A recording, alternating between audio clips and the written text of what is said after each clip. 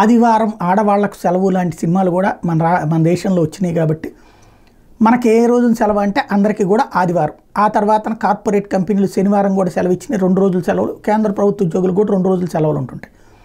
అయితే ఇది మన దేశంలో ఉన్నటువంటి, అలాగే పాశ్చాత్య దేశాలన్నింటిలో కూడా అట్లాగే ఉంటుంది. కానీ అరబ్ కంట్రీస్లో ఉండే మిత్రులకు తెలుసు, ఎన్ఆర్ఐలకి అక్కడ పనిచేస్తున్నటువంటి ఉద్యోగులకి తెలుసు, శుక్రవారం సెలవు ఉంటుంది అక్కడ.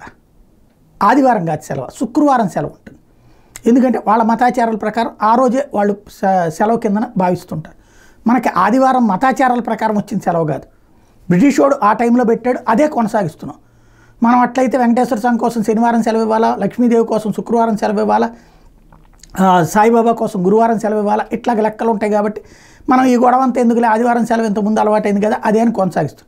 అయితేనంట అక్కడ ఉన్నటువంటిది, అక్కడ అరబ్ దేశాల్లో ఇవాళకి కూడా ఈవెన్ బంగ్లాదేశ్, పాకిస్తాన్ వాళ్ళకు కూడా శుక్రవారమే సెలవు.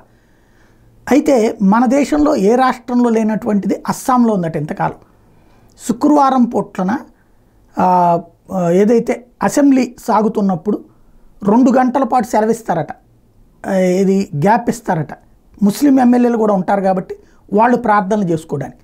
ఇప్పుడు ఆ విధానాన్ని తీసివేసింది కొత్త ప్రభుత్వం. అట్లెట్లా ఒక మతాచారాల ప్రకారం ఎట్లా ఉంటుంది అన్నటువంటిది.